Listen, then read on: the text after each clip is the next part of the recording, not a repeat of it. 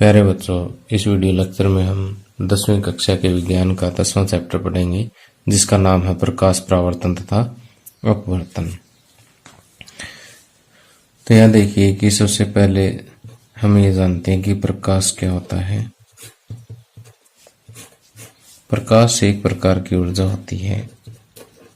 प्रकाश एक ऊर्जा का रूप है जिसकी सहायता से हम वस्तुओं को देख पाते हैं।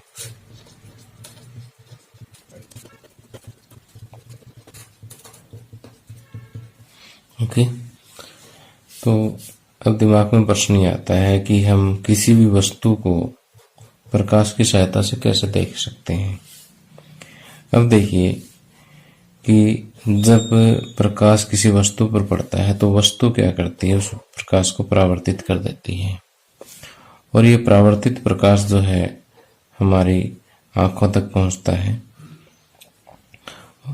तब ये वस्तु हमें दिखाई देने लग जाती है। क्या होता है कि किसी भी स्रोत से प्रकाश आया, वस्तु पर जब वो प्रकाश गिरता है तो वस्तु क्या करती है, उस प्रकाश को परावर्तित कर देती है, तो वो वस्तु हमें दिखाई देने लग जाती है। अब इसके अलावा कुछ पारदर्शी माध्यम है हमारे पास, जैसे हवा है, पानी है, कांच है, इनके हम आर पार भी देख सकते हैं। जैसे मान लीजिए मैंने एक कांच का टुकड़ा लिया, देखिए कि इसके आर पार भी हम देख सकते हैं। वो इसलिए देख पाते हैं कि प्रकाश जो है इसके आर पार हो जाता है, ट्रांसमिट हो जाता है इसमें से। ओके, इसी वजह से हम पारदर्शक माध्यमों के आर पार देख सकते हैं। अब देखिए हम आगे बात करते हैं कि आगे बढ़ने से पहले हम एक छोटा सा एक्सपेरिमेंट और करते हैं कि जैसे ये हमने प्रकाश के रास्ते में एक छोटी सी वस्तु रख दी, इस साइड एक बल्ब लगा हुआ है, बल्ब से प्रकाश आ रहा है, उस प्रकाश के रास्ते में एक छोटी सी वस्तु मैंने रखी है। इस वस्तु को ध्यान से देखिए, आगे एक तीक्ष्ण छाया जो है इसकी बनी हुई है, एक शार्प शैडो बनी हुई है। तो इससे यही सिद्ध होता है कि प्रकाश कैसे चलता है, सीधी रेखा में चलता है, सीधी रेखा में गमन करता है। तो यहाँ पर जो अगली परिभाषा आ रही है वो है प्रकाश की किरण क्या होती है। प्रकाश की किरण, अभी मैंने आपको बताया कि प्रकाश कैसे चलता है, सीधी रेखा में गमन करता है। तो जो ये सरल रेखीय पथ जो है, ये सीधी रेखा वाला जो रास्ता है, ये क्या कहलाता है, प्रकाश की किरण कहलाता है। प्रकाश का सरल रेखीय पथ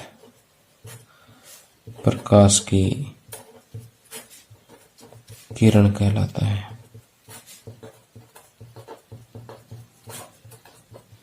ओके, अब देखिए जो किरणों का समूह है वो क्या कहलाता है, किरण पुंज कहलाता है।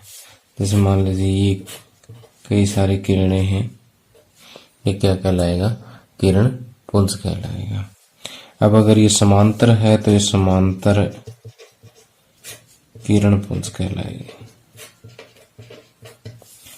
और यदि दूर से आती हुई किरणें एक बिंदु पर इकट्ठी हो जाती है तो ये अभिसारी किरण पुंज कहलाता है। और अगर एक बिंदु से निकल करके बाहर जा रही हो तो ये अपसारी किरण पुंज कहलाएगा। कौन सा किरण पुंज कहलाएगा, अपसारी किरण पुंज कहलाएगा। देखिए अभी तक मैंने आपको बताया कि जब प्रकाश के रास्ते में कोई वस्तु आ जाती है तो इसकी क्या बन जाती है, कि छाया बन जाती है। तो इस घटना से हमने क्या सीखा कि प्रकाश जो है सीधी रेखा में चलता है।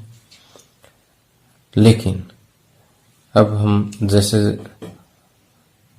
हायर क्लासेस में जाएंगे तो एक चीज और पढ़ेंगे कि जब ये अपारदर्शी वस्तु का साइज बड़ा होने के बजाय बिल्कुल ही छोटा हो तो प्रकाश जो है वो इसके किनारों पर मुड़ने की प्रवृत्ति रखता है। प्रकाश जो है इस वस्तु के किनारों पर मुड़ने की प्रवृत्ति रखता है और ये घटना जो है ये प्रकाश का विवर्तन कहलाती है। क्या कहलाती है? प्रकाश का विवर्तन कहलाती है।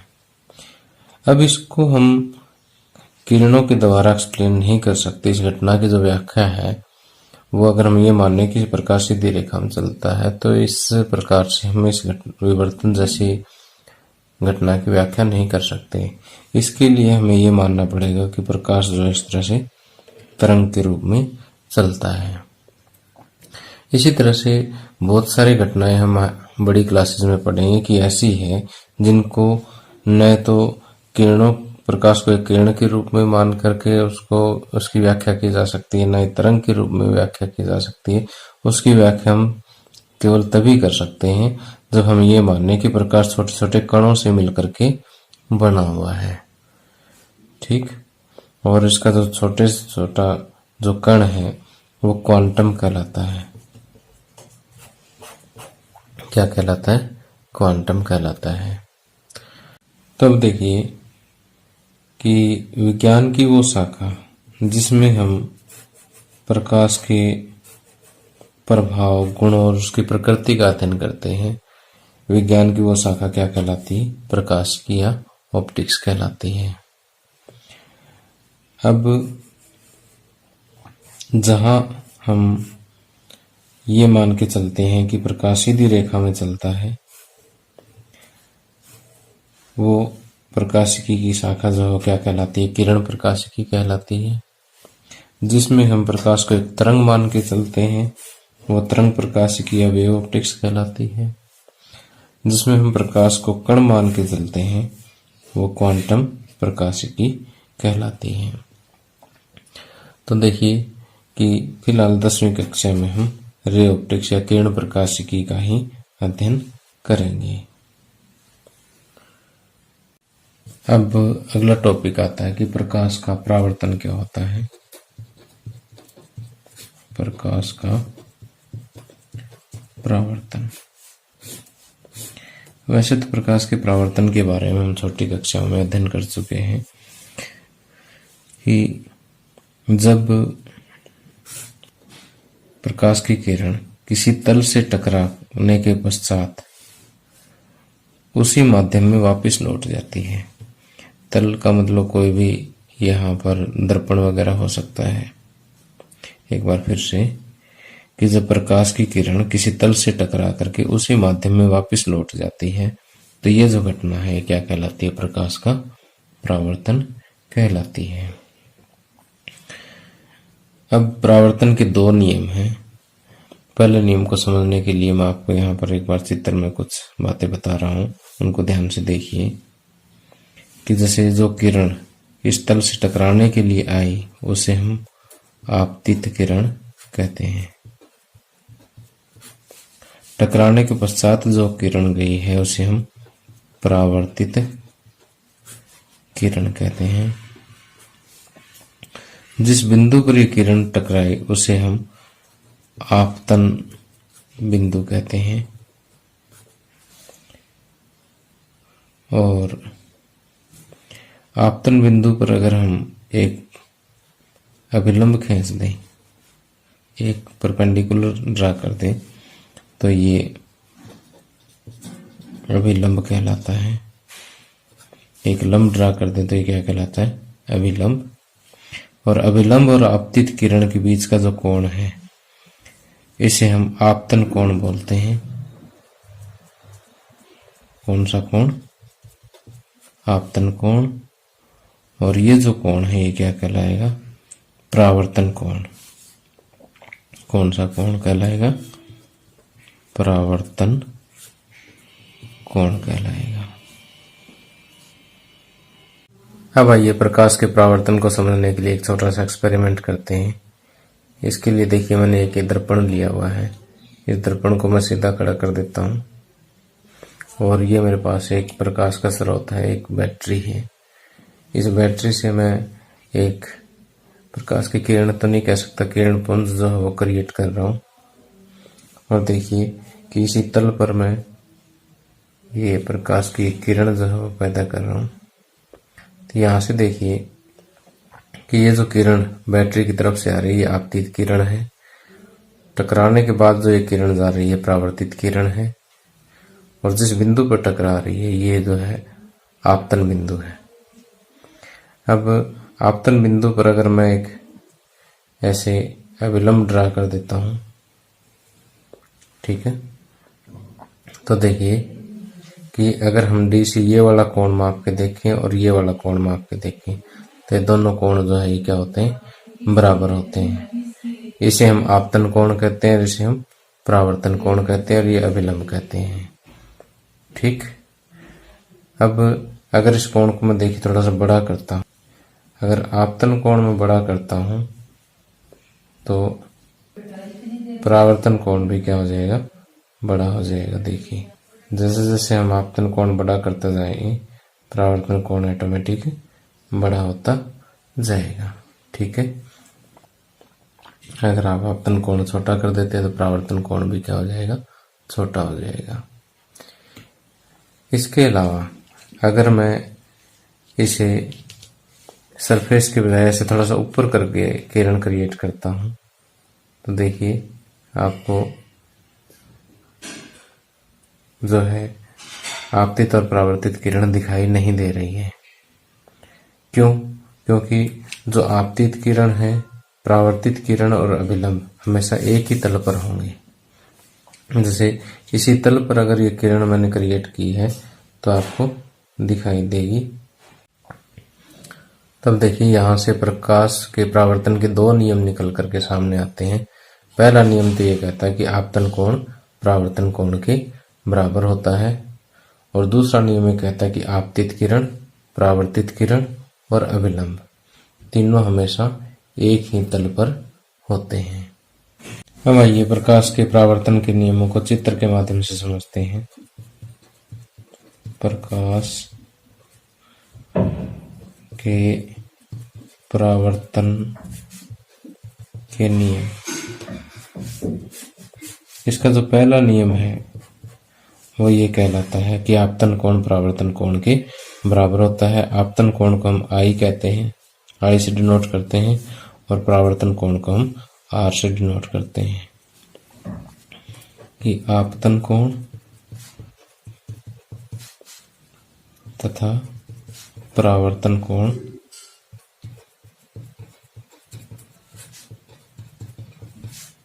बराबर होते हैं।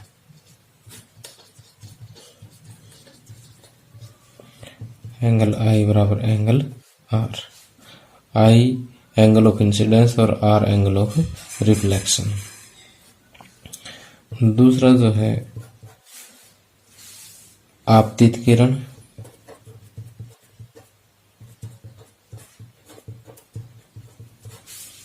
परावर्तित किरण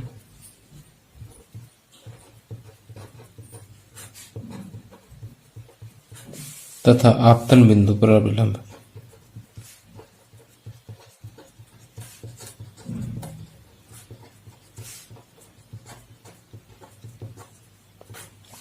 तीनों एक ही तल पर होते हैं, तीनों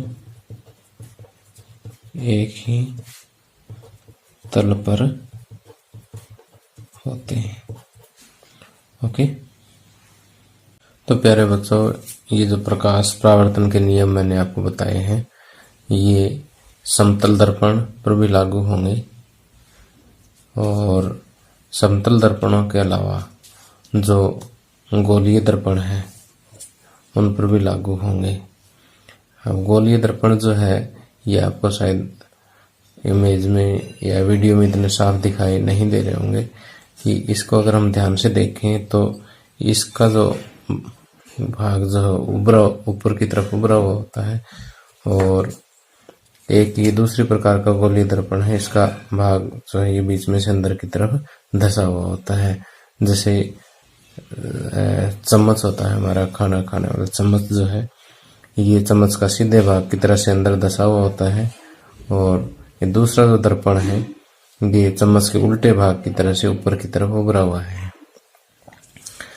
तो जैसे ये अवतल दर्पण कहलाता जो अंदर की तरफ धसा हुआ, जिसका चमकदार भाग अंदर की तरफ धसा हुआ है, अवतल दर्पण है। जिसका भाग उभरा हुआ है चमकदार भाग, वो उत्तल दर्पण है। तो ये उत्तल और अवतल दोनों दर्पणों पर ये प्रकाश परावर्तन के नियम लगते हैं, और समतल दर्पण पर भी प्रकाश परावर्तन के नियम लगते हैं। तो समतल दर्पण के सामने अगर कोई वस्तु हम रख देते हैं, कि जैसे समतल दर्पण है, इसके सामने अगर हमने ये वस्तु रख दी है कोई भी, तो देखिए कि इसके क्या क्या गुण हैं। जैसे ये वस्तु हमने सीधी रखी हुई है, सीधी रखी हुई है, तो इसका प्रतिबिंब भी क्या बनेगा, सीधा बनेगा। ठीक, कि समतल दर्पण द्वारा बना प्रतिबिंब सदा सीधा और आभासी होता है। कि जैसे ये वस्तु हमने सीधी ली तो इसका प्रतिबिंब भी क्या बना, सीधा। आभासी का मतलब ये होता है कि हम सिर्फ इसको देख सकते हैं, इसको पर्दे पर या स्क्रीन पर नहीं ले सकते। दूसरा, प्रतिबिंब का साइज जो है वो बिंब या वस्तु के साइज के बराबर ही होता है। जैसे जितना इस वस्तु का साइज है उतना ही इस प्रतिबिंब का साइज है। तीसरा, जितनी दूर हम दर्पण के सामने इस वस्तु को रखेंगे उतनी ही दूर ये प्रतिबिंब बनेगा। जैसे इसको मैं ज्यादा दूर ले जाता हूँ, प्रतिबिंब भी उतनी दूर बनता जाएगा। ओके, ठीक है। और जितना इसके नजदीक लेके आऊंगा प्रतिबिंब उतना ही नजदीक बनेगा। ओके, और प्रतिबिंब पार्श्व परावर्तित होता है। पार्श्व परावर्तित का मतलब होता है कि जैसे किसी वस्तु का जो लेफ्ट है, जैसे मान लीजिए हाथ है, जैसे इसका जो लेफ्ट है वस्तु का, इसका प्रतिबिंब का राइट बन जाएगा, और जो वस्तु का राइट है वो इसका लेफ्ट बन जाएगा। तो समतल दर्पण द्वारा बने प्रतिबिंब की विशेषताएं जो है वो ये है कि समतल दर्पण द्वारा बना प्रतिबिंब सदा सीधा और आभासी होता है। दूसरा, प्रतिबिंब का साइज वस्तु के साइज के बराबर होता है।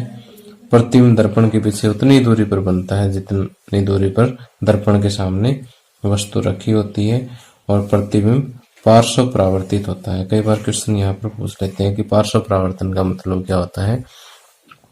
कि जो वस्तु, जब समतल दर्पण के सामने वस्तु रखी होती है तो वस्तु का दायां प्रतिबिंब के बायां होता है, और प्रतिबिंब का वस्तु का बायां जो है प्रतिबिंब का दायां होता है। तो ये जो घटना है पार्श्व परावर्तन कहलाती है। तो प्यारे बच्चों, इससे अगले लेक्चर में हम गोलीय दर्पणों के बारे में पढ़ेंगे कि कितनी प्रकार के होते हैं। वैसे मैंने हिंट आपको दे दिया था। और गोलीय दर्पणों में जो है प्रतिबिंब किस तरह से बनता है, तो इसको भी मैं काफी इंटरेस्टिंग और आसान तरीके से करवाऊंगा। आपको लेक्चर देखते देखते सब याद हो जाएगा। तो आपको मेरा ये लेक्चर कैसा लगा, इस पे अपनी प्रतिक्रिया जरूर दें। यहाँ पर हम समझेंगे कि गोलीय दर्पण किसे कहते हैं, ये कितने प्रकार का होता है। तो देखिए, इससे पहले हम समतल दर्पण के बारे में पढ़ चुके हैं। समतल दर्पण का जैसे प्रावर्तक पृष्ठ है, ये प्रावर्तक पृष्ठ जो है बिल्कुल समतल होता है, इसलिए इसको समतल दर्पण कहते हैं। पीछे के भाग पे जो है पेंट किया हुआ होता है। तो गोलीय दर्पण क्या होता है कि गोलीय दर्पण में जो प्रावर्तक पृष्ठ जो होता है वो गोलीय होता है, थोड़ा सा क्राउड होता है। तो ये या तो ऊपर की तरफ उभरा हुआ होता है या फिर अंदर की तरफ दबा हुआ होता है। तो हम ये कह सकते हैं कि गोलीय दर्पण क्या होता है कि ऐसे दर्पण जिनका प्रावर्तक पृष्ठ क्या हो, गोलीय हो, यानी इस तरह से मुड़े हुए हो, ऐसा दर्पण क्या कहलाता है, गोलीय दर्पण कहलाता है। तो मुख्य रूप से गोलीय दर्पण जो है दो प्रकार के होते हैं। कौन कौन से? अवतल दर्पण जिसको इंग्लिश में कनकेव मिरर कहते हैं, और दूसरा होता है उत्तल दर्पण जिसको कन्वेक्स मिरर कहते हैं। अब सबसे पहले हम ये जानते हैं कि अवतल दर्पण या कनकेव मिरर क्या होता है। जैसे मेरे हाथ में कनकेव मिरर ही है, इसका देखिए ध्यान से कि जो परावर्तक पृष्ठ जो है वो अंदर की तरफ दबा हुआ है, तो ऐसा दर्पण क्या कहलाता है, अवतल दर्पण कहलाता है। वह गोलीय दर्पण जिसका परावर्तक पृष्ठ अंदर की ओर दबा हो उसे हम क्या कहते हैं, अवतल दर्पण कहते हैं। अब देखिए अवतल दर्पण को, ये तो मैंने आपको वैसे दिखा दिया है, और अगर इसको कॉपी अपने नोट्स में दिखाना हो तो हम कैसे दिखाएंगे, इस तरह से एक गोल दर्पण बनाएंगे और इसके पीछे के भाग को हम पेंट कर देंगे। जैसे पीछे का भाग जो पेंट होता है उसको हम इस तरह से दिखाते हैं, और जो आगे का हिस्सा जो है अंदर से दबा हुआ हिस्सा जो है ये परावर्तक पृष्ठ है। और दूसरा जो है उत्तल दर्पण। उत्तल दर्पण में क्या है कि जिसका परावर्तक पृष्ठ जो है बाहर की ओर उभरा हुआ हो वो उत्तल दर्पण कहलाता है। ऐसा दर्पण या वह गोलीय दर्पण जिसका परावर्तक पृष्ठ बाहर की ओर उभरा हो वह उत्तल दर्पण कहलाता है। इसको जो है हम इस तरह से ड्रा करते हैं। इसका जो उभरा हुआ भाग है वो परावर्तक पृष्ठ होता है, और इसका अंदर दबा हुआ पार्ट जो है वो परावर्तक पृष्ठ होता है। अब आइए गोलीय दर्पण से जुड़ी कुछ महत्वपूर्ण परिभाषाएं मैं आपको बताता हूँ। ये परिभाषाएं जो है एग्जामिनेशन पॉइंट ऑफ व्यू से भी काफ़ी इम्पोर्टेंट है और आगे के कंसेप्ट्स को समझने के लिए भी बहुत ज़रूरी है। तो सबसे पहले आता है कि दर्पण का ध्रुव या पोल किसे कहते हैं। अब दर्पण का जो परावर्तक पृष्ठ जो होता है, इस परावर्तक पृष्ठ का जो केंद्र है ये दर्पण का ध्रुव कहलाता है। अगर हम उत्तल दर्पण की बात करें उसमें भी सेम केस है कि परावर्तक पृष्ठ है, इस परावर्तक पृष्ठ का जो केंद्र है ये दर्पण का ध्रुव कहलाता है। तो इसको हम लिखेंगे कि गोलीय दर्पण के परावर्तक पृष्ठ के केंद्र को दर्पण का ध्रुव कहते हैं।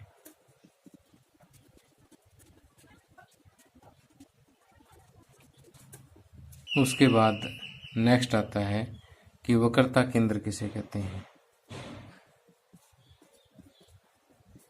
वक्रता केंद्र या सेंटर ऑफ कर्वेचर। इसको समझने के लिए देखिए कि हम ये मान के चलते हैं कि गोलीय दर्पण का जो परावर्तक पृष्ठ है किसी न किसी गोले का हिस्सा है। तो इसको ज़्यादा अच्छे से समझने के लिए देखिए कि ये हमारे पास एक कोई गोला है। इस गोले का एक हिस्सा इस तरह से हम कट करके जो है इसका एक पार्ट अलग कर लेते हैं। जैसे ये मैंने पहले से थोड़ा काट के रखा हुआ है। ओके, ठीक है। तो ये बाकी गोला एक बार मैं साइड में रख देता हूँ।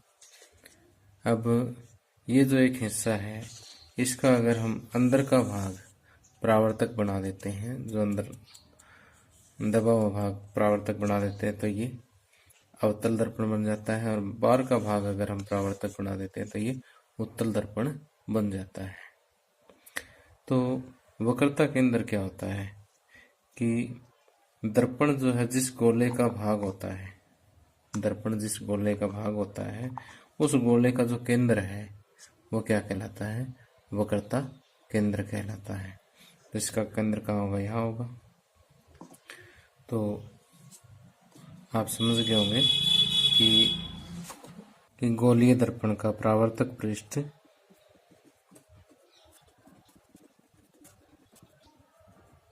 जिस गोले का हिस्सा होता है या जिस गोले का भाग होता है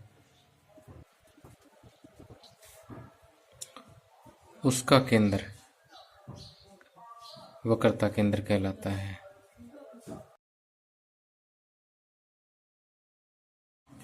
यदि हम इसे चित्र के माध्यम से समझें तो देखिए कि ये हमारे पास एक अवतल दर्पण है अब अवतल दर्पण देखिए, मान लीजिए कि इस गोले का इसका परावर्तक पृष्ठ इस गोले का हिस्सा है, तो इस गोले का जो केंद्र है ये वक्रता केंद्र कहलाता है, और वक्रता केंद्र को हम C से डिनोट करते हैं। और इस परावर्तक पृष्ठ का केंद्र जो है ये ध्रुव यानी पोल कहलाता है, इसको हम P से डिनोट करते हैं। अगर हम उत्तल दर्पण की बात करें तो इस तरह से उत्तल दर्पण होता है, और उत्तल दर्पण के लिए जो गोला है वह इधर बनेगा, तो इसका वक्रता केंद्र भी दर्पण के पीछे ही होता है, यहाँ पर इसका पोल होता है।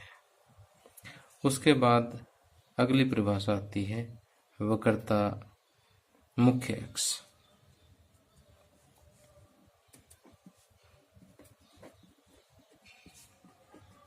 मुख्य अक्ष जिसको इंग्लिश में प्रिंसिपल एक्सिस कहते हैं, प्रिंसिपल एक्सिस। अब देखिए कि ध्रुव को केंद्र से मिलाने वाली जो सीधी रेखा है, या हम ये कहें कि ध्रुव और केंद्र से गुजरने वाली सीधी रेखा जो है वो क्या कहलाती है, मुख्य अक्ष कहलाती है। ध्रुव और केंद्र से गुजरने वाली सीधी रेखा मुख्य अक्ष कहलाती है। ये मुख्य अक्ष की परिभाषा में इस तरह से लिख सकते हैं कि गोलीय दर्पण की ध्रुव तथा वक्रता केंद्र से गुजरने वाली सीधी रेखा मुख्य अक्ष कहलाती है। अब इसके बाद आता है कि वक्रता त्रिज्या क्या होती है, कि गोलीय दर्पण का परावर्तक पृष्ठ जिस गोले का हिस्सा होता है, जिस गोले का भाग होता है, उस गोले की त्रिज्या क्या कहलाती है, वक्रता त्रिज्या कहलाती है। और इधर हम देखें तो देखिए ये परावर्तक पृष्ठ इस गोले का हिस्सा है, इस गोले की त्रिज्या जो है वो क्या कहलाएगी, वक्रता त्रिज्या या रेडियस ऑफ कर्वेचर कहलाएगी। गोलीय दर्पण का परावर्तक पृष्ठ जिस गोले का भाग होता है उस गोले की त्रिज्या वक्रता त्रिज्या कहलाती है। और अब लास्ट आता है कि दर्पण का द्वारक किसे कहते हैं। तो देखिए कि यदि हम इस दर्पण को इस तरह से रखते हैं तो जो इस तरह से गोलीय दर्पण की वृत्ताकार सीमा है, इस गोलीय दर्पण की वृत्ताकार सीमा का जो प्रभावी व्यास है, इसका जो व्यास है वो क्या कहलाता है, दर्पण का द्वारक कहलाता है।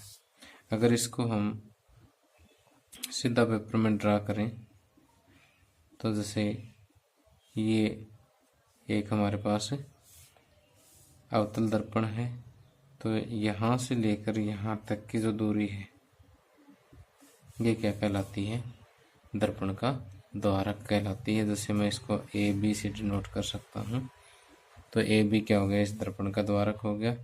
इसी तरह से जैसे इसको मैं पी और इसको क्यू कहूँ तो ये जो पी क्यू जो दूरी है ये इस दर्पण का द्वारक है। तो यहाँ पर हम ये कहेंगे गोलीय दर्पण की वृत्ताकार सीमा रेखा का प्रभावी व्यास दर्पण का द्वारक कहलाता है। अगली परिभाषा है मुख्य फोकस या प्रिंसिपल फोकस।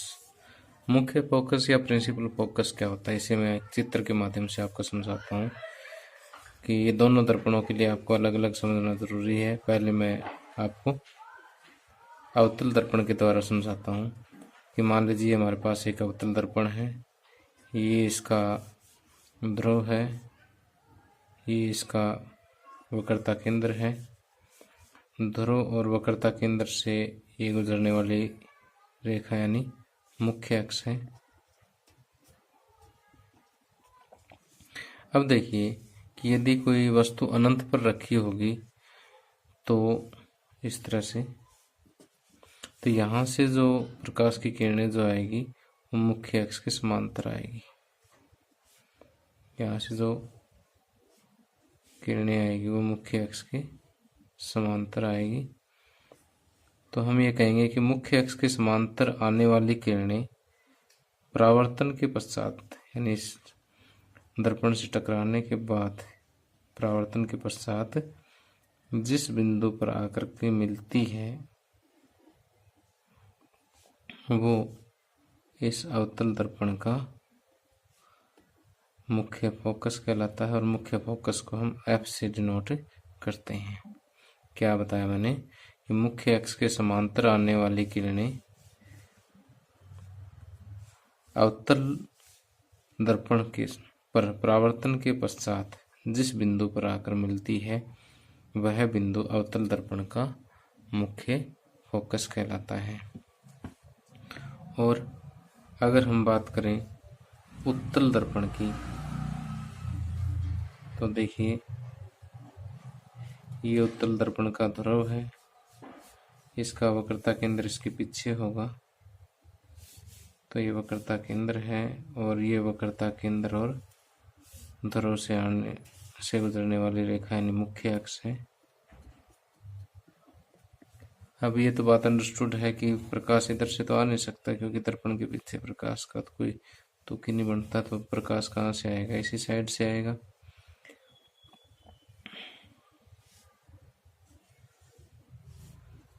तो ये मुख्य अक्ष के समांतर इस तरह से किरणें आ रही है। अब देखिए कि ये यहाँ से टकराने के बाद वापस मुड़ जाती है ऐसे,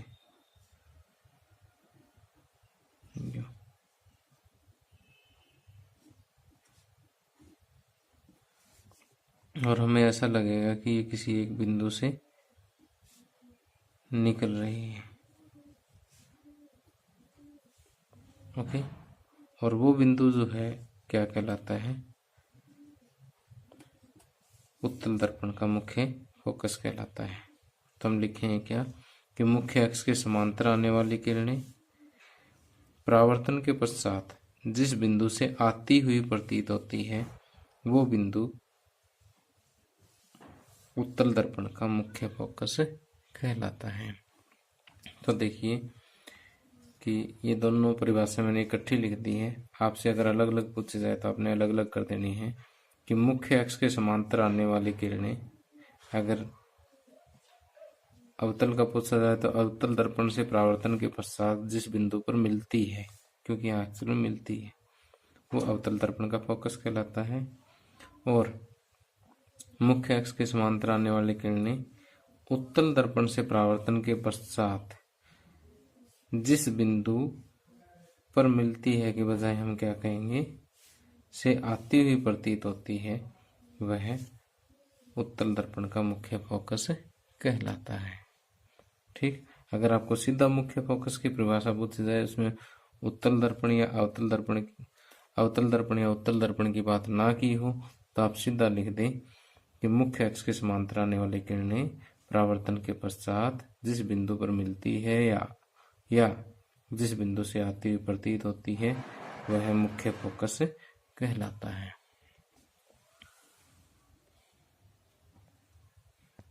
अब अगली परिभाषा आती है फोकस दूरी। फोकस दूरी या गोलीय दर्पण की फोकस दूरी, इसको हम फोकल लेंथ बोल देते हैं। अब देखिए कि ध्रुव और फोकस के बीच की जो दूरी है ये क्या कहलाती है, फोकस दूरी कहलाती है। इसको स्मॉल f से डिनोट करते हैं। ध्रुव और फोकस, मुख्य फोकस के बीच की दूरी, दर्पण के ध्रुव, दर्पण के ध्रुव तथा मुख्य फोकस के बीच की दूरी फोकस दूरी कहलाती है।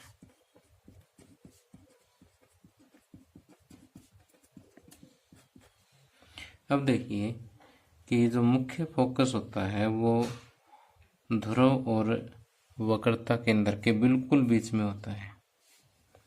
तो देखिए कि यहाँ से P से C तक की जो दूरी है, मुख्य फोकस से वक्रता केंद्र की जो दूरी है, इसको थोड़ी देर पहले हमने क्या पढ़ा था, वक्रता त्रिज्या रेडियस ऑफ कर्वेचर R पढ़ा था।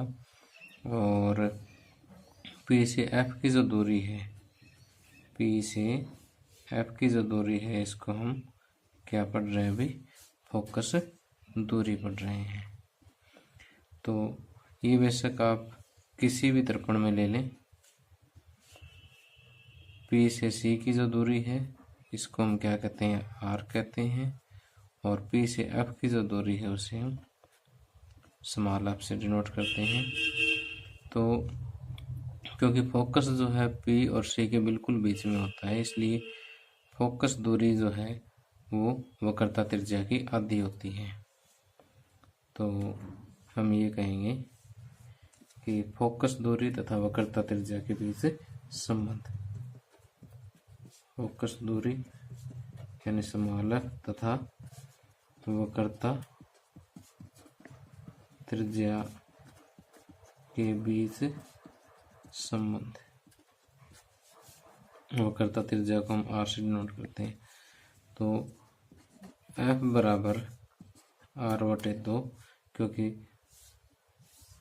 फोकस दूरी जो है वक्रता त्रिज्या की आधी होती है, या आप इसको ये कह सकते हैं कि R बराबर 2, वक्रता त्रिज्या जो है फोकस दूरी का 2 गुना होता है। तो इस सिंपल से फार्मूले पे 1 नंबर का सवाल आ जाता है। जैसे आपके बुक में पेज नंबर 185 पे क्वेश्चन नंबर 2 दिया हुआ है कि एक गोलीय दर्पण की वक्रता त्रिज्या 20 सेंटीमीटर है, इसकी फोकस दूरी क्या होगी। क्या दिया हुआ है, वक्रता त्रिज्या आपको दी हुई है, यहाँ पर वक्रता त्रिज्या यानी R दिया हुआ कितना, 20 सेंटीमीटर, ठीक। और पूछा क्या है आपको, फोकस दूरी अब पूछी गई है। तो हमें पता है कि F बराबर क्या होता है, R/2। तो ये 20/2 सेंटीमीटर में है, तो आंसर भी सेंटीमीटर में आ जाए, 2 दाएँ 20, F आ गया 10 सेंटीमीटर। ओके, तो इस तरह से हम ये सिंपल से न्यूमेरिकल कर सकते हैं। तो इसी तरह से अगर आपको F दे करके R पूछा जा सकता है, R दे करके F पूछा जा सकता है। प्यारे बच्चों, इसी के साथ ही लेक्चर समाप्त होता है। अगले लेक्चर में हम ये देखेंगे कि गोलीय दर्पणों के सामने अगर कोई वस्तु रखी हुई हो तो उसका प्रतिबिंब कैसा बनता है, सीधा बनता है, उल्टा बनता है, आभासी बनता है, वास्तविक बनता है, छोटा बनता है या बड़ा बनता है।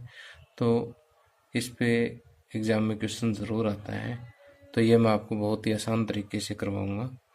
तो अगला लेक्चर समझने से पहले आपको ये लेक्चर जो है अच्छी तरह से पढ़ना ज़रूरी है, एक एक चीज़ आपको समझ आनी चाहिए। इसलिए इससे अगला लेक्चर जो है आपको बहुत अच्छे से समझ आएगा और आप डेफिनेटली एग्ज़ाम में जो है कुछ न कुछ इस चैप्टर में से स्कोर करोगे। Thank you, have a nice day. आज का टॉपिक है गोलीय दर्पणों द्वारा प्रतिबिंब बनाना। इस टॉपिक के अंतर्गत हम ये पढ़ेंगे कि यदि हमारे पास कोई अवतल दर्पण है या फिर कोई उत्तल दर्पण है, जब इनके सामने हम विभिन्न स्थितियों पर कोई बिंब या वस्तु रखते हैं तो उसका प्रतिबिंब कहाँ बनेगा और उसकी प्रकृति कैसी होगी, अर्थात कि वो उल्टा बनेगा या सीधा बनेगा, आभासी बनेगा, वास्तविक बनेगा, वस्तु से बड़ा बनेगा या वस्तु के बराबर बनेगा या वस्तु से छोटा बनेगा। इस टाइप की चीज़ों का हम अध्ययन यहाँ पर करेंगे। तो देखिए कि जैसे ये हमारे पास एक अवतल दर्पण है और ये हमने पिछले लेक्चर में पढ़ लिया था कि अवतल दर्पण जिस गोले का भाग होता है उसका केंद्र जो है वो वक्रता केंद्र कहलाता है, और इसका जो परावर्तक पृष्ठ होता है उसका केंद्र जो है वो ध्रुव कहलाता है। और ये मुख्य अक्ष है, C और P से गुजरने वाली जो सीधी रेखा है ये मुख्य अक्ष कहलाती है। मुख्य अक्ष के समांतर आने वाली किरणें जिस बिंदु पर आकर के यहाँ पर मिलेगी वो बिंदु जो है मुख्य फोकस कहलाता है। तो अब सबसे पहले हम अवतल दर्पण की बात करते हैं कि अवतल दर्पण पर हम वस्तु कहाँ रखें तो प्रतिबिंब कहाँ बनेगा, किस साइज का बनेगा और उसकी प्रकृति कैसी होगी। तो देखिए, यदि हम अवतल दर्पण की बात करें तो अवतल दर्पण में हम वस्तु कहाँ कहाँ पर रख सकते हैं। सबसे पहले तो वस्तु जो अनंत पे हो सकती है, अनंत पर हो सकती है। अनंत के बाद जैसे अनंत यानी काफी दूर हो गया, उसके बाद जैसे वस्तु इधर आएगी तो ये सी से और अनंत के बीच में जो स्थिति होती है वस्तु की उसको कहते हैं सी से परे। फिर एग्जैक्टली आप सी पर भी वस्तु रख सकते हो। वस्तु को हम वैज्ञानिक भाषा में बिंब कहते हैं। बिंब, मैं जब भी यहाँ बिंब या वस्तु का नाम लूँ तो उसका मतलब एक ही है। तो पहली पोजीशन मैंने क्या बताया, अनंत पर, उसके बाद सी से परे, उसके बाद सी पर, फिर सी और एफ के बीच, सी और एफ के बीच, उसके बाद एफ पर और फिर एफ और पी के बीच।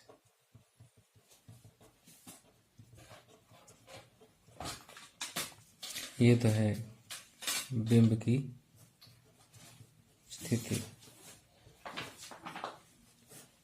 अब प्रतिबिंब की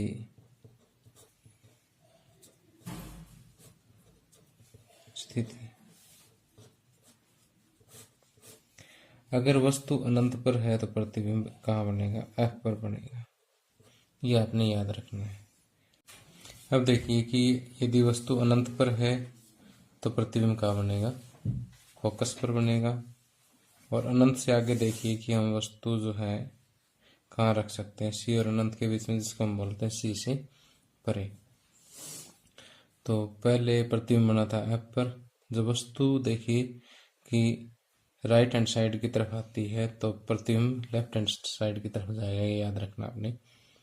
तो प्रतिबिंब एफ और सी के बीच बनेगा।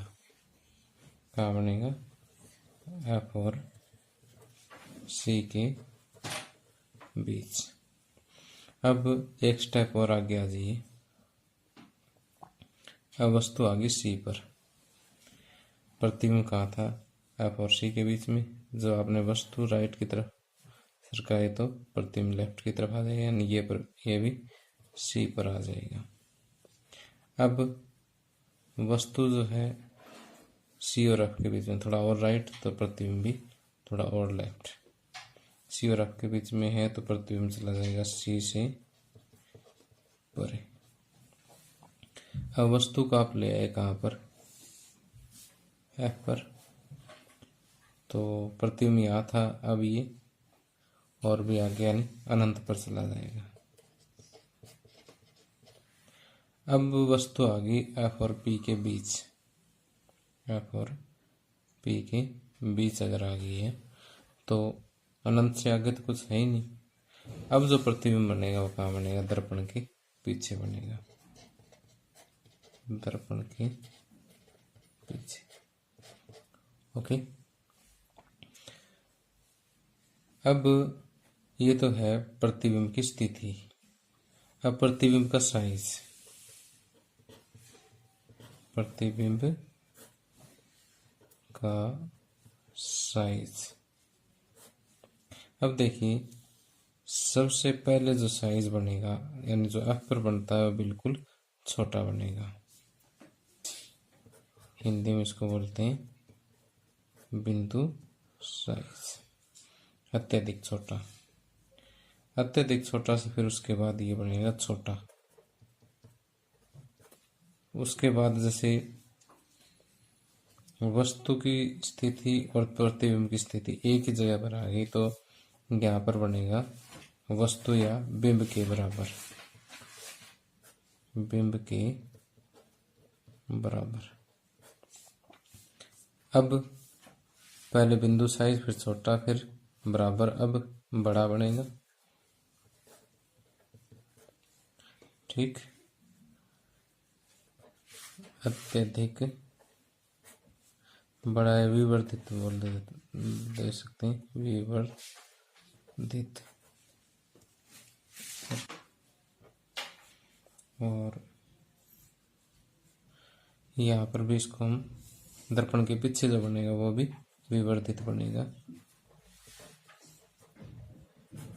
विवर्धित का मतलब बड़ा ही होता है।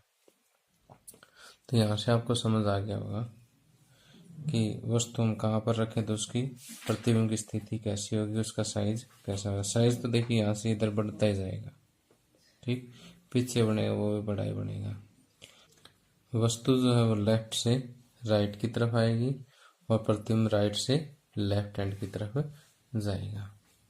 ठीक, तो इस तरह से आप इसकी स्थिति याद रख सकते हैं। साइज भी आसान नहीं है कि छोटे से बड़ा होता जाएगा। अब प्रतिबिंब की प्रकृति। प्रकृति बिल्कुल सिंपल है, याद रखना कि इस साइड जितने भी इमेज बनेंगे वो सारे उल्टे बनेंगे। कैसे बनेंगे? उल्टा, इधर भी उल्टा, उल्टा, उल्टा और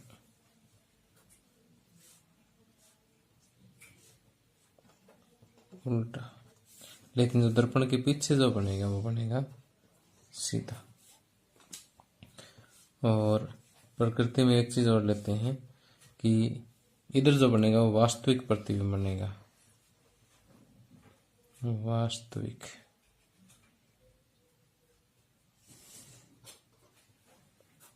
ये वास्तविक वास्तविक वास्तविक वास्तविक, लेकिन ये बनेगा आभासी। ठीक, तो इस तरह से हम जो एक सारणी तैयार कर सकते हैं और इसे हम याद भी रख सकते हैं कि जब बिंब की स्थिति कौन सी है तो प्रतिबिंब की स्थिति कौन सी होगी, उसका साइज कैसा होगा और उसकी प्रकृति कैसी होगी। कि साइड जितने बनेंगे उल्टे बनेंगे, वास्तविक बनेंगे, पीछे जो बनेगा वो सीधा बनेगा और आभासी बनेगा। अब कई बच्चे कहते हैं सर ये वास्तविक और आभासी क्या होते हैं, तो इसको मैं डिटेल से तो आपको बाद में बताऊंगा, लेकिन अभी आपको इसका एक मोटा सा आइडिया दे देता हूँ कि वास्तविक प्रतिबिंब कौन सा होता है जिसको आप स्क्रीन पर ले सकते हो, यानी जिसको आप पर्दे पर दिखा सकते हो, वास्तविक प्रतिबिंब होता है। और आभासी प्रतिबिंब होता है जिसको आप सिर्फ देख सकते हो, जैसे हम समतल दर्पण में अपना इमेज देखते हैं तो वो सिर्फ आप देख सकते हो लेकिन उसको पर्दे पर नहीं ले सकते, वो आभासी प्रतिबिंब होता है। तो एक छोटे से एक्सपेरिमेंट के थ्रू मैं आपको बताता हूँ कि वास्तविक प्रतिबिंब कौन सा होता है, आभासी कौन सा होता है। चलो देखिए एक्सपेरिमेंट। समतल दर्पण में बना प्रतिबिंब है, जैसे पेंसिल है, इसका प्रतिबिंब आप समतल दर्पण में देखिए, दर्पण पड़ा है, इस दर्पण में आप देख सकते हैं लेकिन इसे आप स्क्रीन पर नहीं ले सकते, पर्दे पर शो नहीं कर सकते। तो ये जो प्रतिबिंब आपके सामने दिखाई दे रहा है ये कैसा है? आभासी प्रतिबिंब है, जबकि वास्तविक प्रतिबिंब को हम पर्दे पर ले सकते हैं। तो देखिए कि मेरे सामने जो है मेरे रूम का एक दरवाज़ा है, इसको ध्यान से देखिए ऊपर तक, ऊपर जैसे इसके सरिये से लगे हुए हैं, नीचे दरवाज़ा है। तो मैं इस दरवाजे का प्रतिबिंब जो है अवतल दर्पण के द्वारा यहाँ पर सामने स्क्रीन पर ले रहा हूँ कि जैसे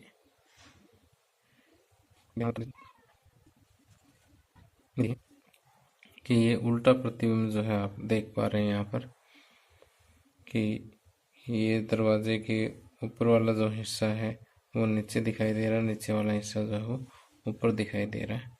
ठीक है, तो इस तरह से जो प्रतिबिंब हम पर्दे पर ले सकते हैं वो प्रतिबिंब क्या कहलाता है? वास्तविक प्रतिबिंब कहलाता है। तो अगर पीछे लाइट की व्यवस्था थोड़ी सी ज़्यादा अच्छी होती तो प्रतिबिंब और अच्छा दिखाई दे सकता था। आप अपने स्कूल की लैब में भी ये एक्सपेरिमेंट कर सकते हैं। तो इस एक्सपेरिमेंट के थ्रू मैं आपको ये बताना चाहता था कि आभासी प्रतिबिंब क्या होता है और वास्तविक प्रतिबिंब क्या होता है। तो प्यारे बच्चों, अभी हमने डिस्कस किया कि किसी भी अवतल दर्पण द्वारा बिंब की अगर अलग अलग स्थितियां हो तो उसके प्रतिबिंब की स्थिति क्या होगी, प्रतिबिंब का साइज क्या होगा, प्रतिबिंब की प्रकृति क्या होगी। तो चाहो तो आप ये टेबल यहाँ वीडियो से नोट कर सकते हो, नहीं तो आपकी बुक में भी ये टेबल जो है वो अवेलेबल होगी। इसको आप ध्यान से पढ़ें और इसको याद करें। इसके ऊपर जो है क्वेश्चन किस तरह से आएंगे वो भी मैं आपको इस लेक्चर में बताऊंगा। तो जितने भी अभ्यास के क्वेश्चन हैं और इस बुक में जो भी इन टेक्स्ट क्वेश्चन जो दिए हुए हैं वो सब हम यहाँ पर डिस्कस करेंगे। बस यहाँ पर मैं आपको बता देता हूँ कि जैसे 1 नंबर में छोटा सा क्वेश्चन ये पूछ सकते हैं कि यदि अवतल दर्पण के सामने अगर बिंब सी और एफ के बीच में हो तो प्रतिबिंब कहाँ बनेगा, उसका साइज पूछा जा सकता है, उसकी प्रकृति पूछी जा सकती है, या ये पूछा जा सकता है कि यदि अवतल दर्पण के सामने कोई बिंब रखा हुआ है और उसका जो प्रतिबिंब की प्रकृति है वो सीधा है तथा आभासी है, तो बिंब जो है वो कहाँ रखा हुआ है। सीधा और आभासी देखिए सिर्फ एक स्थिति में है, तो वो आप इसका जवाब दोगे कि पी और एफ के बीच में रखा हुआ है। ठीक है, अब आइए इस पूरे टेबल को मैं इस एनिमेशन के द्वारा समझाता हूँ कि ये यहाँ पर हमारे पास एक अवतल दर्पण है। ये अवतल दर्पण का मुख्य फोकस है और ये वक्रता केंद्र है और ये इसका ध्रुव है। अब आपने सिर्फ 2 चीज़ों पर ध्यान देना है, एक तो ये वस्तु है और एक ये इसका प्रतिबिंब बना हुआ है। तो अब जैसे जैसे हम इस वस्तु की पोजीशन चेंज करेंगे, आपने इस इमेज के साइज पे ध्यान देना है, इसकी पोजीशन पे ध्यान देना है, इसकी स्थिति पे ध्यान देना है, ये कहाँ जा रही है और इसका साइज भी कैसे चेंज हो रहा है, इन चीज़ों पे आपने ध्यान देना है। और ये उल्टा है कि सीधा, इस चीज़ पे भी आपने ध्यान देना है, ये बदलने के साथ साथ। तो देखिए, हमें सबसे पहले तो अगर ये वस्तु अनंत पर हो तो प्रतिबिंब फोकस पे बनेगा, ये तो आपको याद रखना पड़ेगा क्योंकि अनंत पर ले जाने वाला ये एनिमेशन में फैसिलिटी नहीं है। तो आगे देखिए कि अगर ये सी से परे हो, सी से परे हो तो प्रतिबिंब देखिए कहाँ बना है, एफ और सी के बीच में बना है। ओके, तो देखिए जैसे जैसे सी की तरफ आता जा रहा है इसका साइज भी बढ़ता जा रहा है, लेकिन अभी भी इस बिंब के साइज से प्रतिबिंब का साइज छोटा है। लेकिन जैसे ही हम इसको सी पर लेकर आएंगे तो देखिए दोनों का साइज क्या होगा, बराबर हो गया और वस्तु भी सी पर है और प्रतिबिंब भी सी पर है। इसी तरह से अगर वस्तु सी और एफ के बीच में जाएगी, ये वस्तु सी और एफ के बीच में जाएगी तो प्रतिबिंब सी से परे चला जाएगा, साइज भी देखिए बड़ा है और अभी भी उल्टा है। और इसी तरह से अगर ये हम फोकस पर ले आते हैं तो देखिए कि आगे समांतर किरणें बनती है, आगे अनंत पर जाकर के मिलती है, तो इसका मतलब इसका प्रतिबिंब कहाँ बनेगा, अनंत पर बनेगा। अब अगर एफ और पी के बीच में अगर हम वस्तु को ले आते हैं तो देखिए प्रतिबिंब जो है वो दर्पण के पीछे बनेगा और सीधा बनेगा। और यहाँ पर देखिए किरणें सिर्फ मिलती हुई प्रतीत होती है, इसका मतलब ये क्या है, आभासी प्रतिबिंब है, या यहाँ से निकलती हुई प्रतीत होती है, तो ये क्या है, आभासी प्रतिबिंब है। तो यहाँ ध्यान देने योग्य बात यही है कि आभासी प्रतिबिंब जो है सिर्फ एक ही केस में बनता है, जो वस्तु या बिंब कहाँ रखा हो, एफ और पी के बीच में रखा हो। और आभासी प्रतिबिंब हमेशा सीधा होता है और बड़ा होता है, इसको याद रखिए, इस पर क्वेश्चन आते हैं। तो बाकी ये जो किरणें जो यहाँ पर आपको दिखाई दे रही है, इसके बारे में चर्चा हम डिटेल से नेक्स्ट वीडियो में करेंगे। अभी तक के लिए इतना ही। Thank you, have a nice day. कहा कि किसी अवतल दर्पण के सामने जब हम बिंब को कहाँ कहाँ रखते हैं तो उसका प्रतिबिंब कहाँ कहाँ बनता है और उसका साइज कैसा था और उसकी प्रकृति कैसी होती है, ये चीजें हमने सीखी थी। अब जो है इन स्थितियों के लिए मैं आपको किरण आरेख बनाना सिखाऊंगा। तो अब आइए समझते हैं किरण आरेख क्या होता है और इसको हम कैसे ड्रा कर सकते हैं। तो देखिए कि जैसे मान लीजिए हमारे पास एक कोई अवतल दर्पण है, ये इसका मुख्य अक्ष है, ये इसका वक्रता केंद्र और ये इसका फोकस है। तो इस दर्पण के सामने अगर हम कहीं भी कोई वस्तु रखते हैं तो इस तरह से किरण ड्रा करके हम इसका प्रतिबिंब दिखाएं तो ये क्या कहलाएगा, किरण आरेख कहलाएगा। तो वैसे तो इस वस्तु का हर एक भाग खुद एक वस्तु, एक बिंब की तरह से काम करता है, जिससे असंख्य किरणें प्रत्येक दिशा में जो है वो निकलती हैं और उसके बाद इस दर्पण से परावर्तित होकर के लौटती हैं।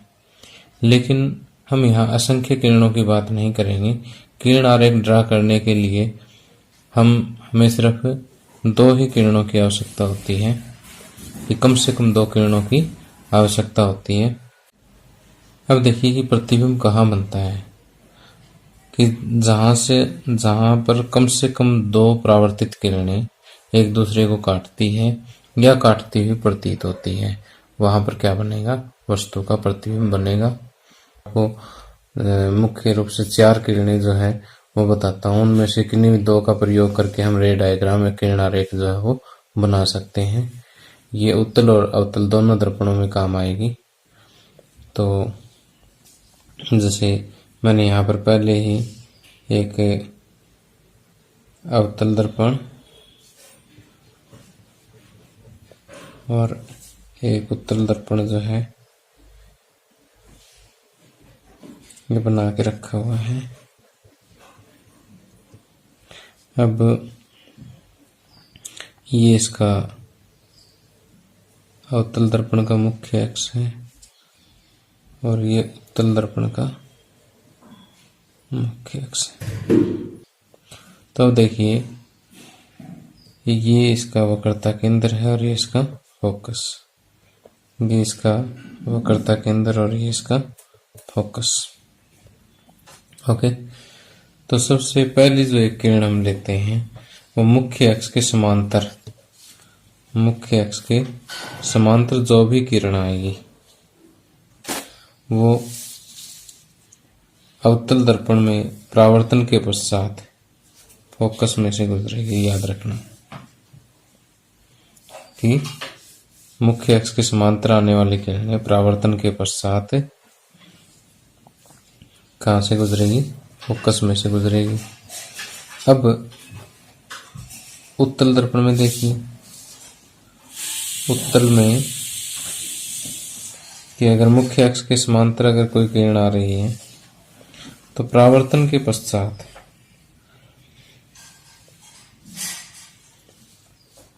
फोकस के अंदर तो जा नहीं सकती, क्योंकि आगे तो मिरर है, मिरर के पार तो किरण होगी नहीं। तो यहाँ से टकराने के बाद ऐसे वापस जाएगी और हमें ऐसे लगेगा कि फोकस में से अपसरित होकर के आ रही है। तो हम ये कहेंगे कि मुख्य अक्ष के समांतर आने वाली किरणें परावर्तन के पश्चात फोकस में से अपसरित होती हुई प्रतीत होती है। अब देखिए दूसरे नंबर पे जो हम मुख्य किरण रे डायग्राम में प्रयोग करते हैं वो है कि मुख्य फोकस में से गुजरने वाली किरण, मुख्य अवतल दर्पण के मुख्य फोकस में से गुजरने वाली किरण देखिए मैंने अलग कलर से दिखाई है। तो ये परावर्तन के पश्चात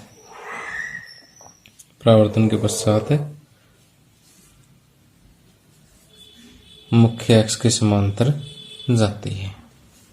ओके, जो किरण मुख्य फोकस में से होकर के गुजरती है, परावर्तन के पश्चात मुख्य अक्ष के समांतर जाएगी।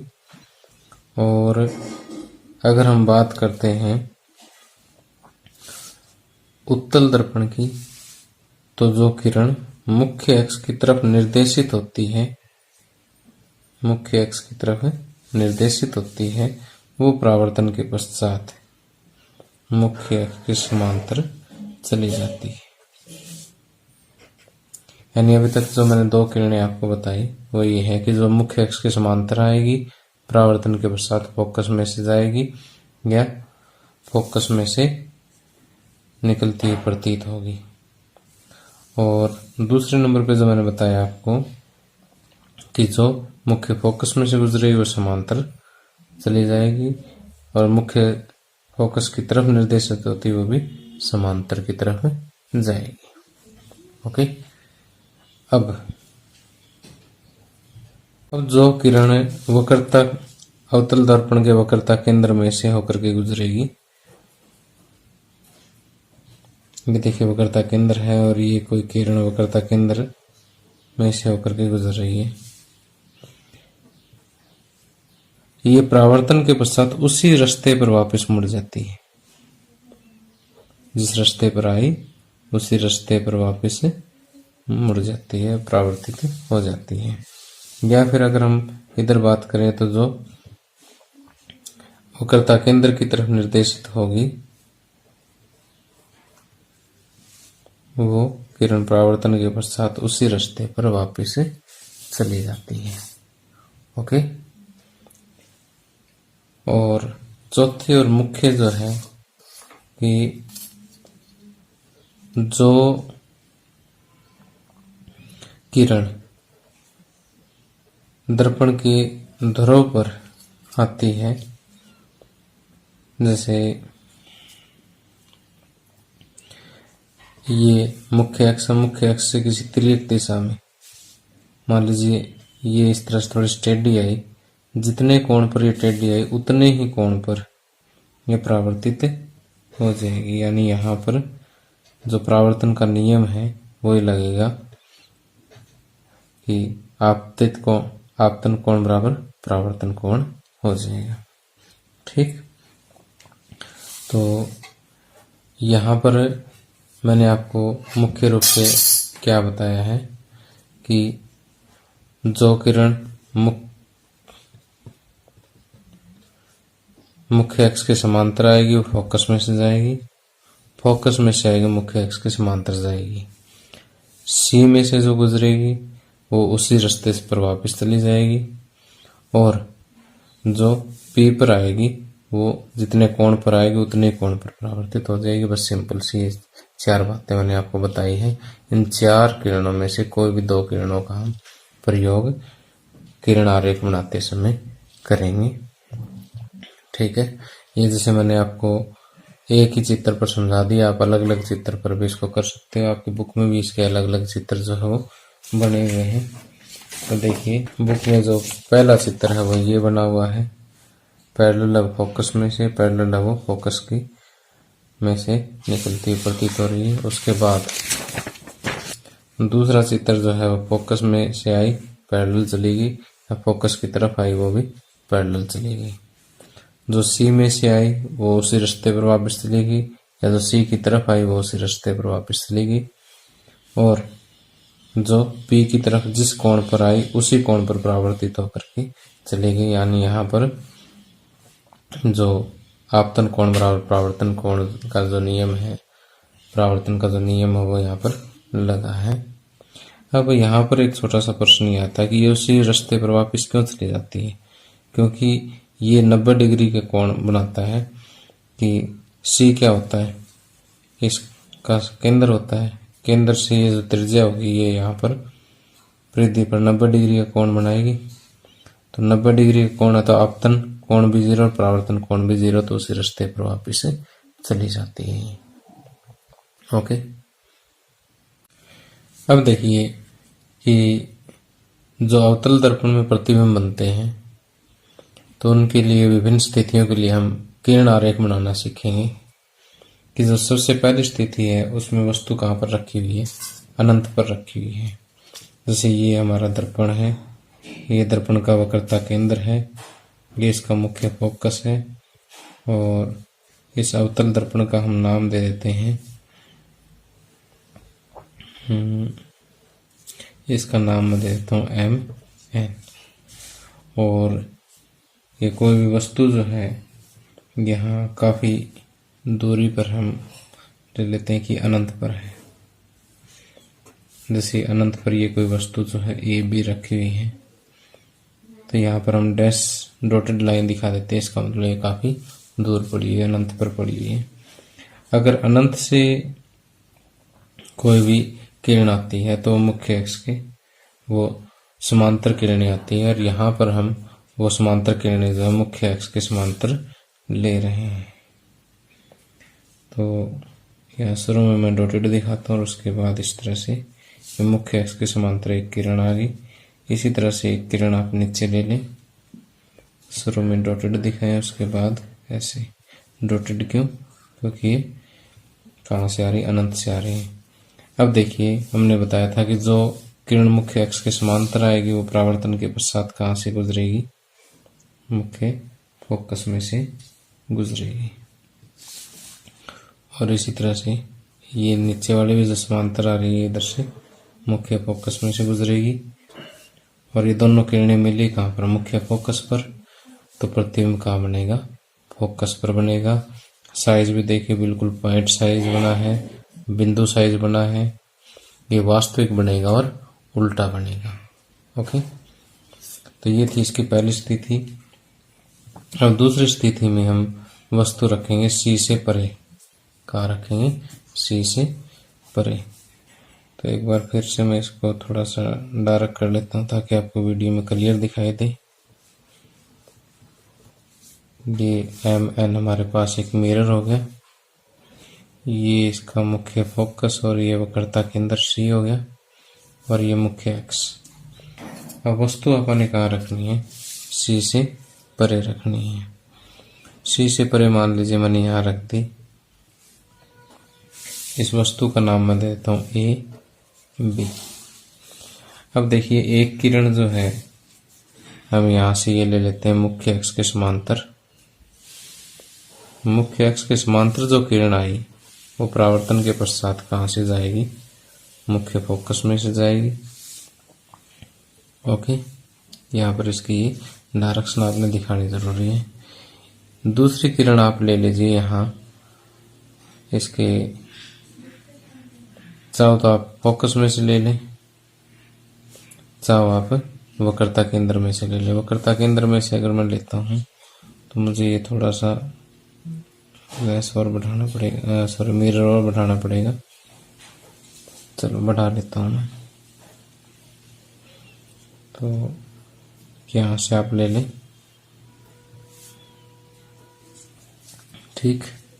आप चाहो तो यहाँ से F में से लेकर के इसको पैरेलल ले, वो भी यहाँ मिलेगी, और दोनों आपस में कहाँ काटती है, एक दूसरे के यहाँ पर काटती है। तो ये जो है इसका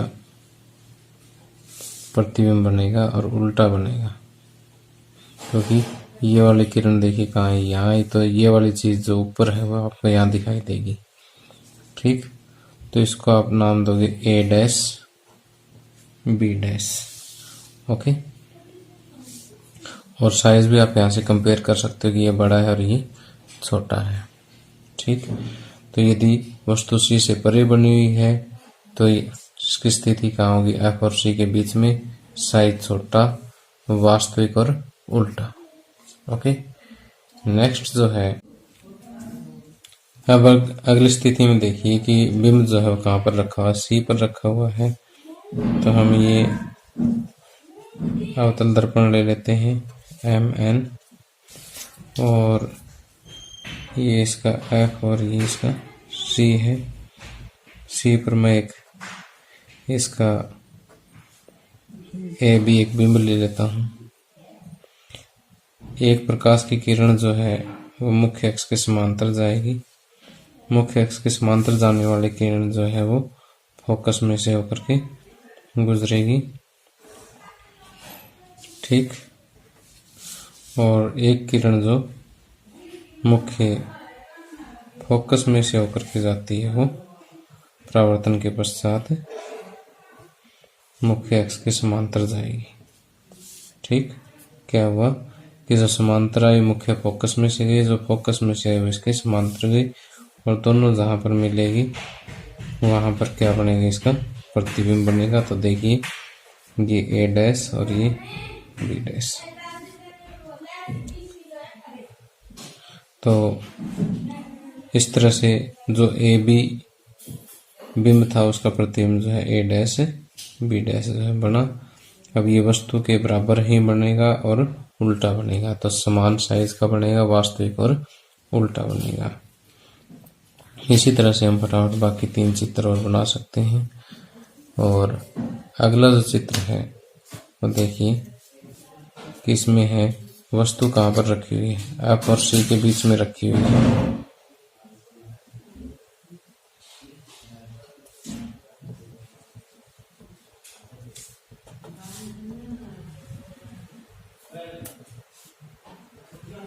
इस बार बिंब जो है वो कहाँ रखा हुआ है, आपने एफ और सी के बीच में रखा हुआ है। एफ और सी के बीच में रखेंगे तो जो एक किरण तो देखिए समांतर जानी ही है, जो समांतर जाने वाली किरण है वो फोकस में से होकर के गुजरेगी, और दूसरी किरण जो है आप फोकस में से ले लीजिए, या आप चाहो तो इधर से वक्रता केंद्र में से भी ले सकते हो, या आगे जाकर के कहीं न कहीं मिल जाएगी। या आप ऐसा कर लीजिए, इधर से एक किरण फोकस में से ले लें, ये परावर्तन के पश्चात जो है मुख्य अक्ष के समांतर चली जाएगी, और मुख्य अक्ष के समांतर जाने के पश्चात जो है ये एक दूसरे को यहाँ पर प्रतिच्छेद करती है। तो जो इमेज बनेगी वो यहाँ पर बनेगी, उल्टी बनेगी और इससे बड़ी बनेगी। ओके, आप चाहो तो यहाँ से वक्रता केंद्र में से भी गुजार सकते हो इसको।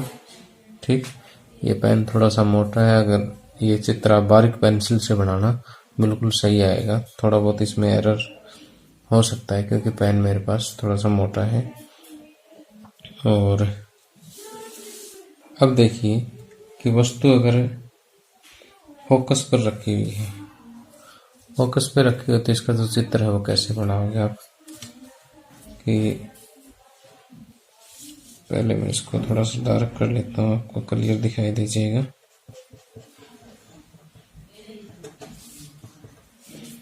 ये मुख्य अक्ष हो गया, ये मुख्य फोकस, और ये वक्रता केंद्र। अब देखिए जो मुख्य अक्ष के समांतर जो किरण हम भेजेंगे वो कहाँ से जाएगी, मुख्य फोकस में से होकर के गुजरेगी,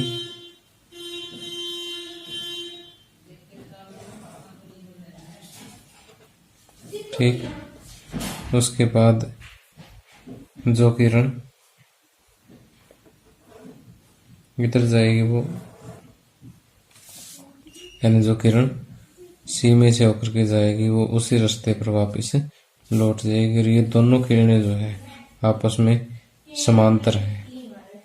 अगर समांतर है तो देखिए आगे तक चलती रहेगी, और दो समांतर किरणें जो है कहाँ पर जाकर के मिलती है, अनंत पर जाकर के मिलती है, तो इसका प्रतिबिंब भी कहाँ बनेगा, अनंत पर बनेगा। तो यहाँ से देखिए कि अगर वस्तु F पर है तो प्रतिबिंब कहाँ बनेगा, अनंत पर, और अत्यधिक विवर्धित यानी काफी बड़ा बनेगा, वास्तविक बनेगा और उल्टा बनेगा। P तथा F के बीच में अगर कोई बिंदु हो तो, अब देखिए ये भी काफी इम्पोर्टेंट है। अगला जो और लास्ट रे डायग्राम है वो है F और P के बीच में हो तो वस्तु, अगर वस्तु F और P के बीच में हो तो देखिए वस्तु मैंने बना दी है। एक रे तो वही मुख्य अक्ष के समांतर जाएगी, मुख्य अक्ष के समांतर जाने वाली किरण यहाँ से टकराने के बाद F में से होकर के गुजरेगी, ओके, इधर गई और यहाँ से टकराने के बाद अब में से होकर के गुजरेगी।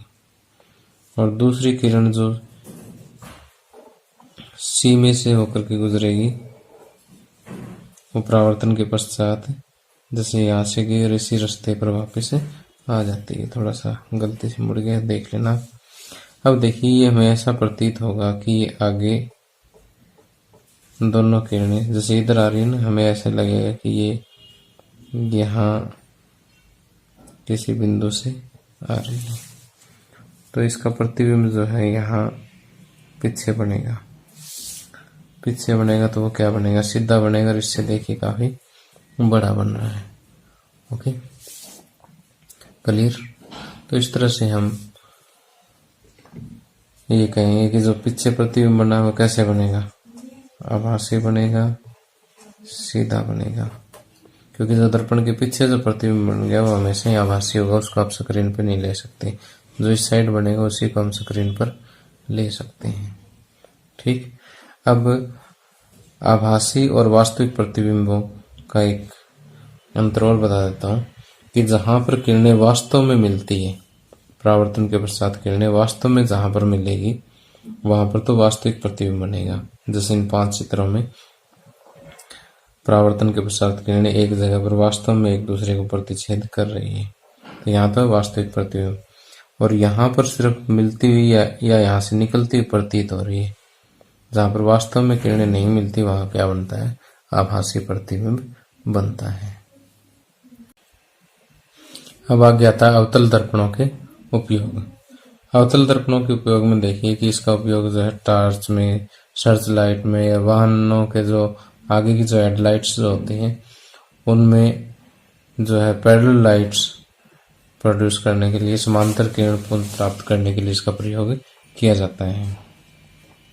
इसका प्रयोग चेहरे को बड़ा देखने के लिए शेविंग दर्पणों में प्रयोग किया जाता है। इसके अलावा जो डेंटिस्ट होते हैं, दंत चिकित्सक, दांतों के जो डॉक्टर होते हैं, वे अवतल दर्पणों का प्रयोग करते हैं जिससे मरीज के दांतों का जो है बड़ा प्रतिबिंब जो है दिखाई दे जाए। इसके अलावा जो सौर भट्टियां होती है, जो सूर्य से चलने वाली भट्टियां या सोलर कुकर वगैरह जो होते हैं, उसमें सूर्य का प्रकाश एक जगह पर केंद्रित करने के लिए जो है अवतल दर्पणों का प्रयोग किया जाता है। जैसे मान लीजिए कि हमने पहले चित्र में देखा कि सूर्य का प्रकाश यहाँ आया और सारी किरणें जो इसके फोकस पर इकट्ठी हो जाती हैं। तो इस टाइप से जो है इसका प्रयोग सौर भट्टियों में भी किया जाता है। तो प्यारे बच्चों, आज इस लेक्चर को मैं यहीं पर समाप्त कर रहा हूँ।